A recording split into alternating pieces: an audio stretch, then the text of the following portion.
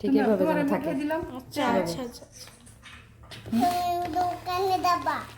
আজকে একটা নতুন স্টাইলে মুড়ি মাখা খেতে যাচ্ছি। আমার হাজব্যান্ড বলতেছিল যে মুড়ি মাখা করো, সাথে একটু মুরগির মাংস দিও। তো হ্যালো ফ্রেন্ডস, আসসালামু আলাইকুম। কেমন আছেন সবাই? আশা করি ভালো আছেন। আমরাও ভালো আছি আলহামদুলিল্লাহ। তো আমার হাজব্যান্ড বলতেছিল মুড়ি মাখা খাবে। আমার বাবার বাড়িতে গিয়ে ও সব সময় যেদিন যাব সেদিন সন্ধ্যায় ওর জন্য মুড়ি এনে রাখতে হয়। কারণ গিয়েই আমার মা ভাই জানে যে ও গিয়ে মুড়ি চাইবে, মাংস দিয়ে মুড়ি খাবে। তো যেই ভাবা সেই কাজ, সব সময় এটাই হয়।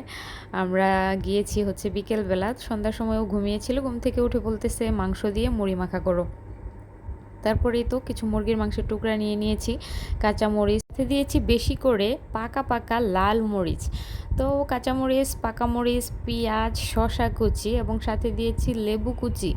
সব কিছু মেখে সাথে মুরগির মাংসগুলো একদম হাতে কষলে কষলে মুরগির মাংসগুলো আলাদা আলাদা করে নিচ্ছিলাম, মানে হচ্ছে ছিঁড়ে ছিঁড়ে নিচ্ছিলাম।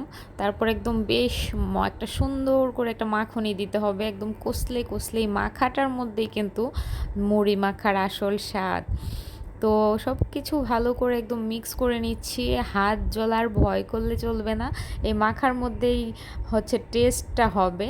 তারপর দিয়ে দিব হচ্ছে ম্যাগি মশলা। আমি ম্যাগি মশলা দিয়ে কখনো মুড়ি মাখা খাইনি, তবে আজকে আমার ভাইয়ের বউ বলতেছিল যে আপু ম্যাগি মশলা দাও, ম্যাগি মশলা দিলে মুড়ি মাখাটা খেতে অনেক টেস্ট হয়। তারপর ম্যাগির মশলাটাও দিয়ে দিলাম, ম্যাগির মশলাটা দিয়ে আবারও কিছুক্ষণ কষলে কষলে মেখে নিব।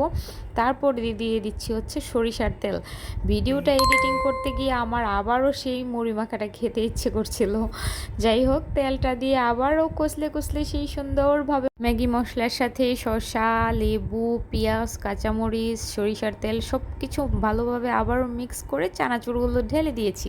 এখন চানাচুরের সাথে সব কিছু আবারও ভালোভাবে মিক্স করে নেবে। এই যে বারবার মিক্স করা সুন্দর করে মাখামাখি, এটার মধ্যেই কিন্তু আসল টেস্ট। যত মাখা হবে, যত সুন্দর করে মাখা হবে, তত বেশি টেস্ট হবে। যাই হোক, আমি কিছু বাদাম বেছে বেছে ফেলে দিচ্ছিলাম, কারণ চানাচুরের বাদামটা আমার কেন জানি একদমই ভালো লাগে না।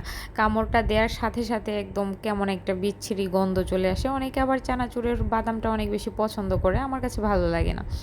তারপর হচ্ছে সুন্দর করে ভালোভাবে মাখামাখির পর আমি মুড়িগুলো ঢেলে দিচ্ছিলাম, মানে আমার মা মুড়িগুলো ঢেলে দিয়েছিল। তারপর কিছু চানাচুর আমার আব্বার জন্য আলাদা করে রেখে দিচ্ছিলাম, কারণ আমার আব্বা ছিল দোকানে। তো আমার মা বলল যে চলে আসবে নে বানাতে বানাতে। তারপর আবার সবগুলো একসাথেই মেখে নিচ্ছি। এইভাবে কিন্তু আমিও আগে কখনো মুড়ি মাখা খাইনি। গরুর মাংস দিয়ে মুড়ি মাখা খাওয়া হয়েছে, তো মুরগির মাংস এইভাবে মেখে তারপর আবার হচ্ছে ম্যাগির মশলা দিয়ে কখনো মুড়ি খাইনি। তো মাখামাখির পর সবাইকে যার যার প্লেটে দিয়ে দিচ্ছি, এখন শুধু খাওয়ার পালা। অনেক মজা হয়েছিল আসলে, বললে আপনারা বিশ্বাস করবেন কিনা জানি না, অনেক টেস্ট ছিল।